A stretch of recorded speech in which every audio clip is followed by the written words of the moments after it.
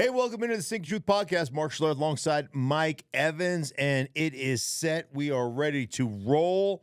Super Bowl right around the corner. Lots of news going on in the NFL right now, coaching, all kinds of different things. Mike, how are you, buddy? I'm doing great. I like the Broncos. Is that old school Denver Broncos or what is that? No. This is Western Michigan, Kalamazoo, Michigan. My son is the pitching coach for Western Michigan, and I am getting a lot of I don't know about the colors, brown and yellow, but I'm getting a lot of swag. Let's just say that. I'm a large. If you just find yourself with some extra. All right, extra stuff. I'll check to see if I have extra stuff. Bring it on. Yeah, a lot to get to before we jump into Super Bowl week and all the storylines that we're going to be previewing next week and jumping into. A lot of stuff happening with the coaching cycle. The coaching cycle finally closed. All the spots have been filled. Let's kind of get some reaction to them. Yeah, one thing I'm just going to jump in right off that because I was on radio show last week where I said something that was you transcribed incorrectly.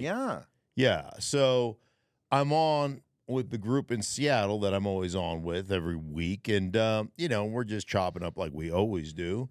And I had mentioned that they were all nervous about Ben Johnson because everybody thought that Ben Johnson might either go to Seattle or he might go to Washington. And obviously Ben Johnson, the offensive coordinator of the Detroit Lions, decides to stay, takes his name out of contention. Some people have talked about he overpriced himself. He wanted $10 million a year as a first-time coach, yada, yada, yada.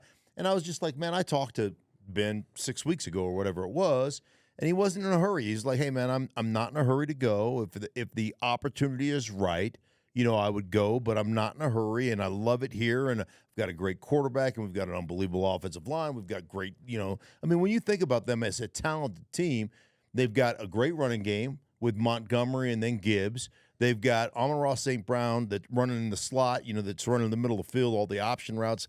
Guy's a phenomenal player. They got Williams outside. He is incredible. Obviously Jared Goff and maybe arguably one of the best, if not the best offensive line in football. Like, why would you be in a hurry to leave? He's not. And I said, I would imagine that, for him, it would have been a place like the Chargers, like L.A. Chargers, because of the quarterback situation and all that. And so the producer on the show tweets out that he said he would only leave for the Chargers. That's not what I said at all. I never said that. I never had that conversation. He just said he wasn't in a hurry to leave. So that, then I started getting, my phone started blowing up, like everybody and their brother's uncle wanted to talk to me about, and I'm like, oh, Lord, here we go. So, that's the... I'm always struck by the irony of somebody who's in the media playing the I got taken out of context by the media card. Right, yeah. Which happened to you. Right. Well, no, it happened. Well, they used to do it all the time. Like when I worked at ESPN, you'd sit there and be effusive in your praise for Tebow, the guy, and then you say, yeah, but he's not an NFL quarterback. He stinks. Schlereth says Tebow is not an NFL quarterback. And you're like, what about all the, hey, man, he's, if it bleeds, it leads, man. Right. If it bleeds, it leads. Yeah, so that's kind of what happened there. But that was Ben Johnson. It's cool to see him go back. He's a young dude, loves working for Dan Campbell. He said that, he told me Dan Campbell has got his finger so on the pulse of his team. And he said the analogies and things that he brings up are just brilliant. And it seems like every time he does it, it's exactly what the team needs to hear. So he's going to have to bring up one of those speeches after declining to kick 2 field goals and go for it on 4th down. So, that's going to be one of the things he's going to have to talk about. So good news for Detroit. They keep Ben Johnson. But let's look at, all right, the Chargers. The Chargers get Jim Harbaugh. Yeah. And, boy, you can't come into an NFL job with more momentum than he's got right now, having won the national championship at Michigan. Do you see him making an immediate impact? Yeah. With the Chargers? Yeah, I do. There's several things about Jim that I really like. His game travels. You know how we talk about the playoffs all the time and say, hey, man, the playoffs, like the running game travels. Great defense travels. So when it comes playoff time and it's cold and it's miserable, in teams that, live at fantasy land like in Miami, their balls shrivel up in the cold and they can't play, right? That's what happens to them. They end up getting. It's a scientific right. Like I created, and you guys are going to want to be on this because this is good. I have created a new analytic. What do you call that? Like a new It's just advanced a new, analytic. Yeah, it's an advanced analytic. Yeah. And so I created this on our radio show, and I think it's going to catch on. And the analytic is BOO, or as we like to call it on the show, the boo rating. And the boo rating is balls over opponent. Do your balls hang lower, and are your balls bigger than the balls of your opponent? Yeah. And when Miami has to play in the cold and go on the road in the playoffs, their balls shrivel up like little tiny raisins. Yep. And so balls over opponent rating would be, hey, whoever they play is going to have bigger balls than Miami. So that's your balls over your opponent. That's the kind of stats that I can get behind. That's the kind of advanced analytics that I'm all over. Forget about this DVOA and yard per target and all that crap. BOO, boo. That's what you need to talk about. So Harbaugh makes an immediate impact, even though he hasn't coached in the NFL since in a decade. Well, here's why I said I got off track. Sorry, I got excited. But you brought me back in. Not the first time, folks. Not the first time. You brought me back in. Yeah. So why he travels? I guarantee you a couple things that Harbaugh will have. Harbaugh will employ a fullback. Harbaugh will employ tight ends that can actually block people. I get so sick of hearing the analysts, football analysts around the country. Why would you ever ask your tight end to block a defensive end? Why anybody watch George Kittle just plant Aiden Hutchinson? Anybody watch that? Why? Because it's important. Why? Because it's part of your job, right? Everybody wants to be a wide receiver. Like, I want a guy that can catch passes, that can line up in the end of the line of scrimmage on the backside and cut somebody off on the front side and double team with his tackle or another tight end. So Jim Harbaugh will have a fullback. They will run the ball. They will have multiple tight ends that can actually block people. Like, they will have a real live NFL offense. And he won't try to morph it into collegiate. It's one of the reasons they won the national championship. One of the reasons they've been so good so for so many years is while everybody else is trying to be all spread and no line of scrimmage play and not worry about it, he comes back to old school. What is old is new again, and that's what travels. Like, that to me is what's the difference between winning in the playoffs and losing in the playoffs. Old school, Dan Quinn, Washington. Is that a good fit?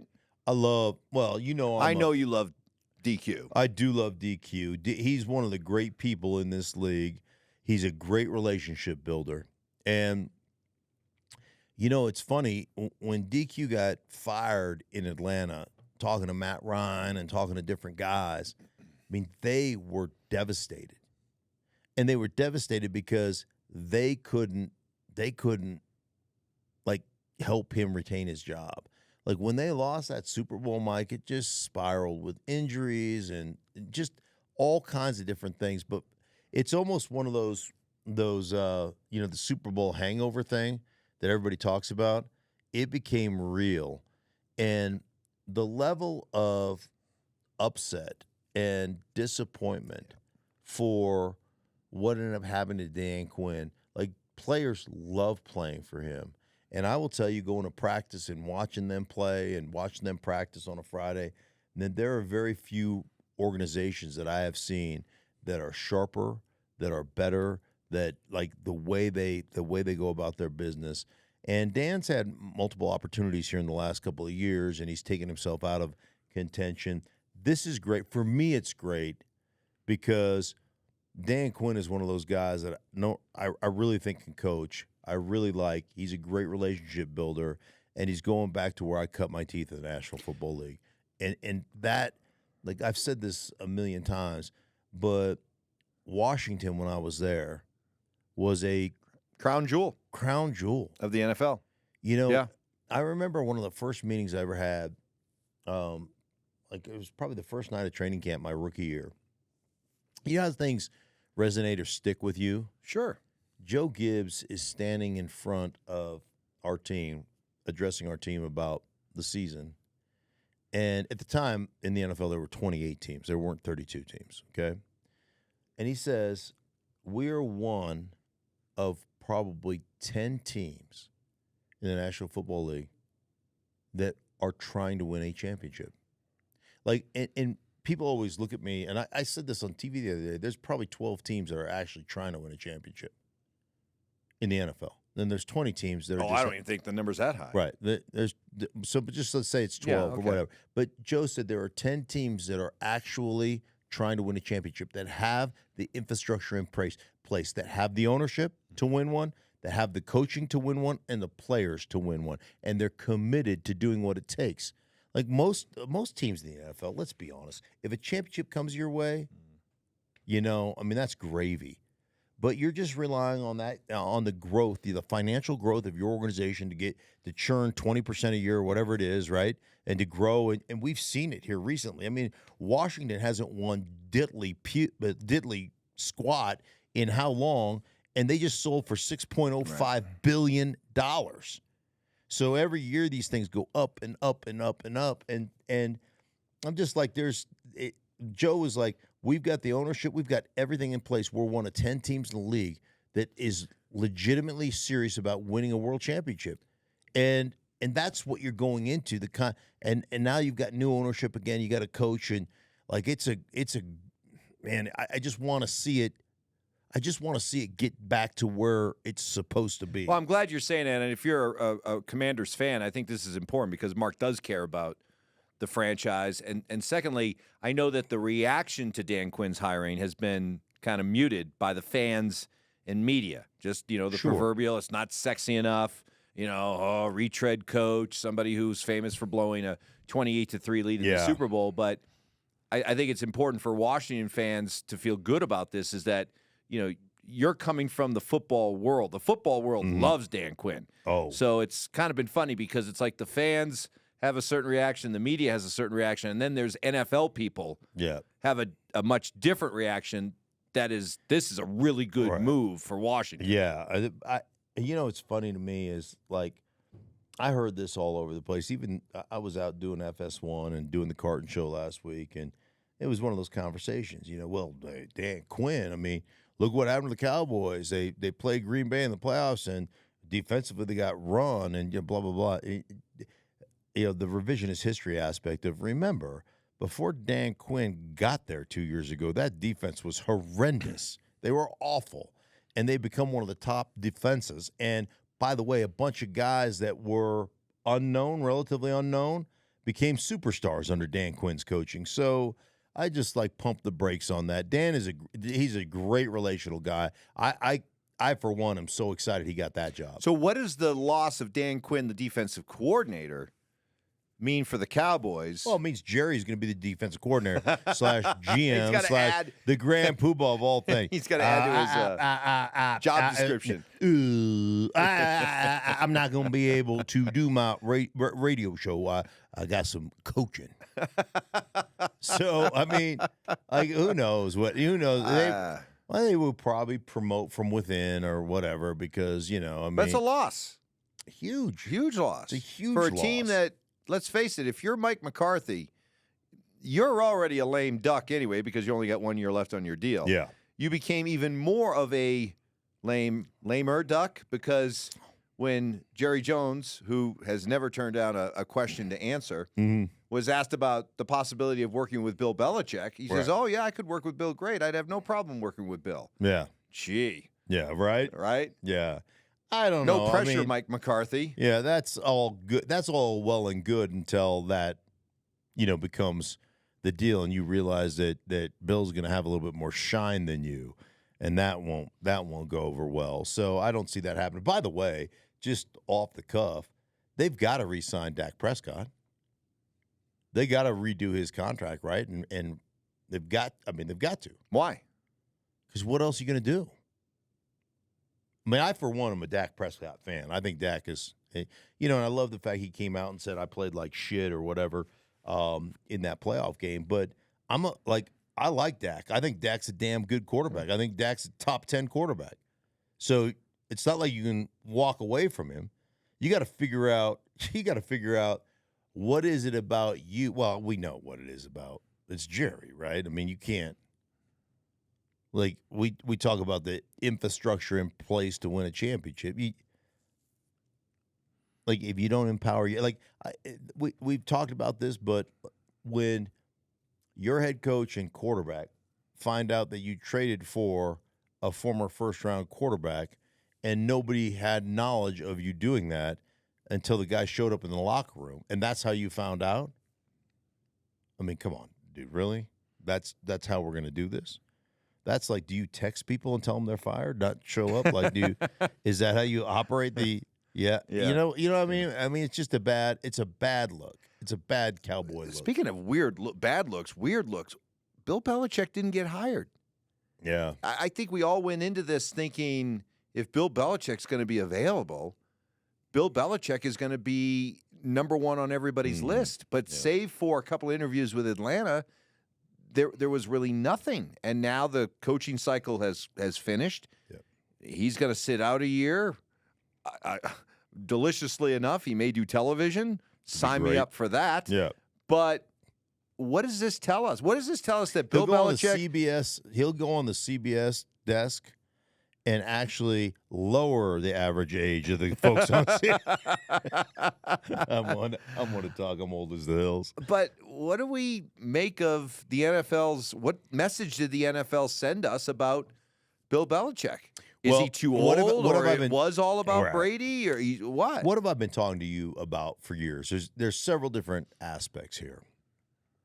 One, young, innovative head coaches, especially on the offensive side of the ball, are like Viagra to 80-year-old owners. Man, they can't get enough. Like, that is as stiff as it gets. What an right? image. So that's number one. Yeah. Number two, if you're going to hire a veteran coach like that, I mean, look at Sean Payton got $18 million a year. Yeah. Jim Harbaugh just got $16 million a year in L.A. Like, you're going to have to pay Bill Belichick X amount, right? Whatever it is. And then I think thirdly, owners are under, and I don't know why this is, they're under the impression that only younger guys can communicate with today's player. Like, because why? You can throw a couple of emojis on a text message? Like, I would argue that most younger coaches don't communicate very well because they've never been in a situation where they had to, because it was all through text message and everything else. And so I think there's a misnomer that Bill, because he's fairly quiet or he's abrasive with the media, that's how he is with his players. And I will tell you, having conversations with Bill in the past one-on-one, Bill is awesome. He's funny. He's sarcastic. He's a great communicator. But when he's in that head coaching mode in front of media, he's giving you almost nothing. That's what he is doing, and it's purposeful. And so to act like, well, you're older, you can't communicate, to me is stupid. Either have the ability. There's nobody that was a better communicator back in the day than Wade Phillips, even when he was, 70s and coaching. Mm-hmm. Well, just look at the Chiefs. Andy Reid is 65. Yeah. And Andy Reid's doing State Farm commercials, and he's having fun. He's laughing, and he looks like one of the more easygoing coaches that you would love to play for a guy like Andy Reid. You want to talk about who probably is Peyton Manning's favorite all-time coach? Oh, I know where you're going. Tom Moore. Tom Moore's in his 80s. He's still coaching. Yeah. And he's phenomenal. Yeah. I just look at all those things, as one, you want that young offensive coordinator. Two, people think that they can communicate more, which is garbage. Three, you don't have to pay them. You're like, oh, do I want to pay Bill Belichick $17 million a year, or do I want to take a new, innovative offensive or even defensive coach and pay him $6 million a year? Yeah. Like, how much is Canales making? I didn't even look, but I'm sure it's $5 or $6 million a year. By the way, what's the story you told me about him? The new coach of Carolina. So he's a buddy of mine. I mean, Dave Canales. Yeah, Dave and I would text and OC with the Bucks this past year. OC with the Bucks. Yeah. So Dave and I are friends, and I had no idea. I just found this out while doing TV in New York last week. They apparently wrote a book about and I love this about him. I don't love that he had to go through this, but he, abused alcohol, infidelity in his marriage, addicted to pornography, and he just laid it all out. He just like, here I am. This is me and all my, all my garbage. And he and his wife were able to reconcile, and they wrote a book together about, and like, he is the greatest, most positive. Like, if you meet him, he's phenomenal. But I love it when guys, because that's how you overcome, when people just accept what their garbage is and own it, take responsibility for it, and then try to fix it. And so I had no idea until I was on TV this week that was actually like a book he wrote. I don't know what the book is called, but good for him, man. Good for him for owning it. Good for him for getting through it and changing his life. You like the fit with him in Carolina? I really like Dave. I like Dave a lot. And, again, it comes down to young offensive innovator with a young quarterback. And everybody that you talk to within that organization will all tell you the same thing. Oh, Bryce Young, he's the guy. Like, he's going to be this and he's going to be that. And that's great. And, like, I've met with him several times. He's a great kid. I did 2 Carolina games. Great kid. So much fun to talk to and all that stuff. Mike, he is tiny. And there's a part of me that can't get over the tininess factor. And there are times when he throws the ball and I'm like, it looks like he's shot putting it. It looks like the ball's heavier than he is. And he may turn out to be great. He may be.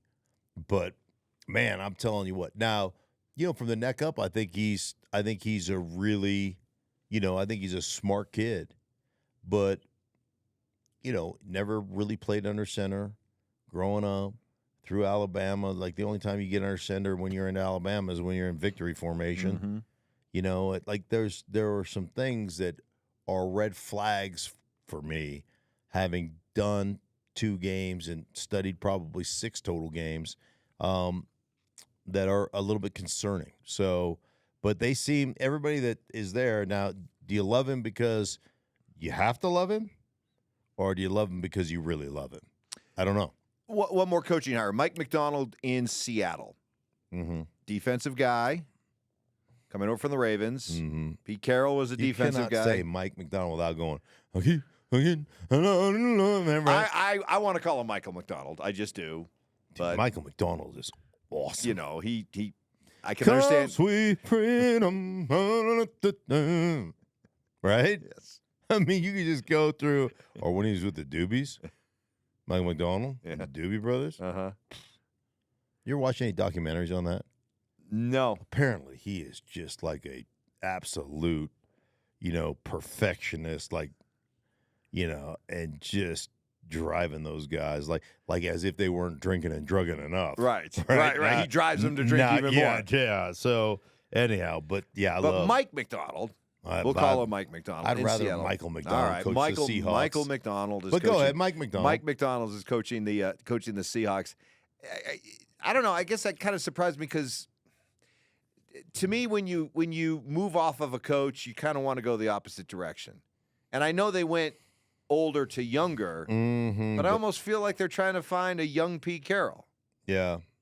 Well, let's face it. It worked for them. Yeah. And it worked for them for a lot of years. And, interestingly enough, if you look at the Seahawks and what has transpired since their, back-to-back championship games where they won one and lost one, what's really transpired is that defense has not been very good. They fired Clint Hurt. He signed somewhere to be a D-line coach. But, they've gone through several defensive coordinators. They've gone through, and that's really what's hurt them more than even getting off of Russell Wilson and moving into the other direction and leaving him behind. It's the defense that has not been performing the way, and they built themselves on great defense, run the ball, have your quarterback manage the game, and And listen, man, that part of it actually kind of makes sense. But I'm with you. I thought for sure they would go offensive guy. And it almost feels like, they had, I think, being in that area or talking on the show every week in Seattle, I think they thought they were going to get Ben Johnson. Mm-hmm. And once that fell apart, then they went with the next, the young, the next young up and coming. And Mike McDonald's been incredible in Baltimore. I mean, they've been great. And they left the guy that was kind of iconic in Wink Martindale as their defense coordinator and went to Mike McDonald. So kind of interesting. Well, those are the coaches, the new coaches in place, and all these teams that are trying to find that special mix that will get them to the Super Bowl. Next week, we're going to dive into the matchup. We got San Francisco. We got Kansas City. Just as we sit here before we really get into the matchup, just kind of, where's your head at? Man, well, I know you hate the Shanahans. You always have. I don't hate the Shanahans. That's a complete myth. I think I have nothing but respect. Mike Shanahan. I covered Mike Shanahan when you were playing for Mike Shanahan. I know. Mike Shanahan, very scary guy. Right. Very intimidating guy. I think you asked him a question. He gave you the Mike Shanahan tan face look. The eye. Oof. Right, and you piddled in your pants, and ever since then, a wee little bit. Yeah, ever since then, a little squirt. You have not liked the Shanahan. Nah, it's not true. Okay, I love the Shanahan. Listen here, just going into this thing, and having watched how the playoffs have played out, man, this is incredible. So, all of a sudden, you've got Kansas City that. I think they've played probably their two best games back to back. Here come playoff time. Now they didn't defend the run for the first three quarters against Baltimore. Against Buffalo. But I think they've played their best two games of the season. Everybody was, what's wrong with Kansas City? And Kansas City is, and they seem to have, even Travis Kelce on his podcast, New Heights, said, hey man, we kind of flipped the switch. And then you've got San Francisco that arguably, probably collectively as a team, played the two worst games they've played all year. Defensively, this D-line has just been the strength of this defense. They have gotten pushed around. They have not been very good. Their back end has been so injured, and they've got some liabilities back there playing. Like that, they scare me. And let's face it, for all the people that say Brock Purdy's a system quarterback, he has had to hoist that team on his shoulders the last 2 weeks, late in games, and deliver them a victory. He's done that. So to sit there and say, well, he's just nothing but a system quarterback, he just showed you that when it's nut-cutting time, we would talk about my stat, right? Boo. When it's nut-cutting time, balls over opponent. Right. That dude has got some that dude's got some yarbles in his coin purse. I mean, that thing is tremendous. It's like, how much change do you have in that purse? You can buy a new car with the change I'm carrying in this purse. Oh, what about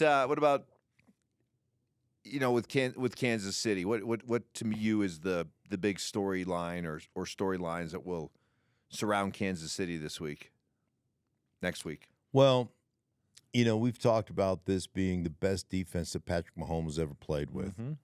And so, to me, the one thing about them is they don't have to rely on the offense carrying them. They were the number 2 scoring defense, I think, overall in the National Football League, but they were the number 1 scoring defense after halftime. They're incredible. And therefore, it used to always be you're going to outscore people.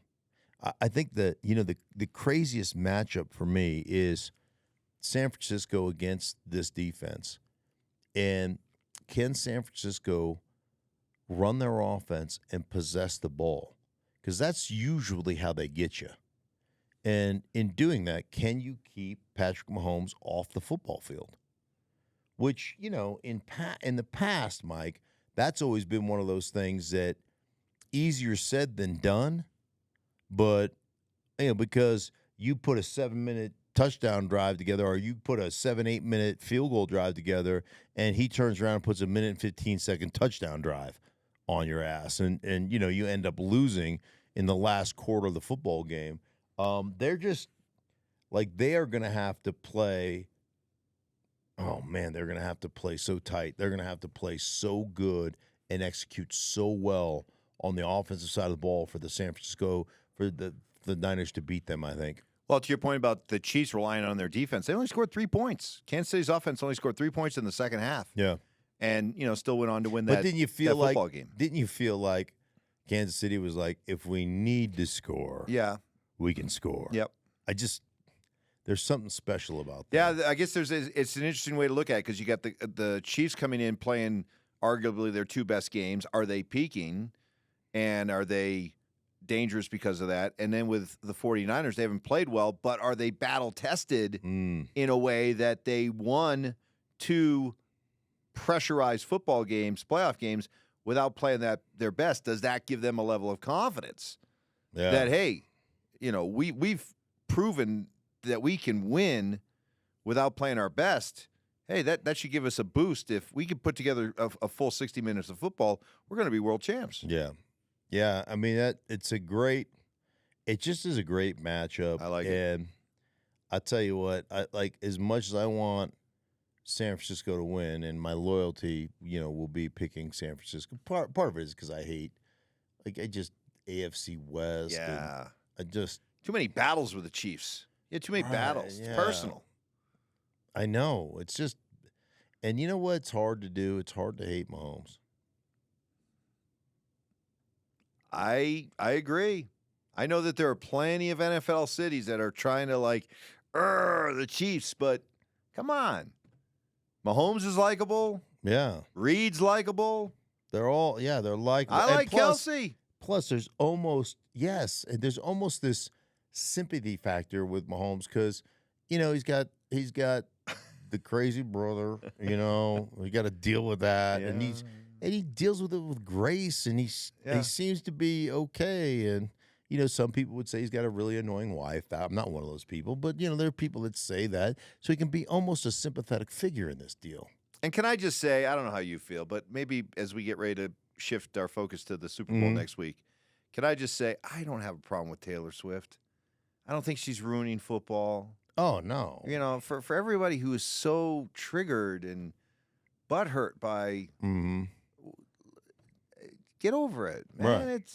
I don't think there's anything wrong with it. I don't either. And I hope Travis Kelce is completely, whipped and mesmerized and infatuated and whatever other word you want to use there. Uh-huh. And I hope I hope that after this game, win, lose, or draw, he just realizes how much she needs him on tour. And that he retires, and that we don't have to deal with that aspect of the Kansas City Chiefs twice a year anymore. Well, I think I speak for the rest of the AFC West that they would be okay with that plan. Right? So just off to the sunset. I mean, she needs him on tour. Yes. Right? And next week, when we get into the matchup, you're going to learn some things about Mark Schlereth and his place in Super Bowl lore. I am. Where he has done things in the Super Bowls that nobody else can claim. This is legit, by the way. I've got several different. Why don't we tease that? Okay, All right. I've got several different Super Bowl situations, almost like scoregami type of things, where I am the only person in Super Bowl history that can claim these things. Well, we're going to ask you to do something that I know you hate, and that is talk about yourself. So, right. Yes, it is. I've told you many times. Gird your loins. I to am be my ready to do favorite it. subject. I've always been my favorite subject. It's incredible. Well, ask me about me. You'll get that chance next week. All right. Well, there you go. For everybody involved in the Stinkin Truth podcast, we thank you so much. Please subscribe. Do all the things you do. I'm supposed to put that in the beginning of the show, but I never remember. So, but whatever. Click the little subscribe button. Do us all a favor and help a brother out. For Mike, I am Mark, and we will talk to you later.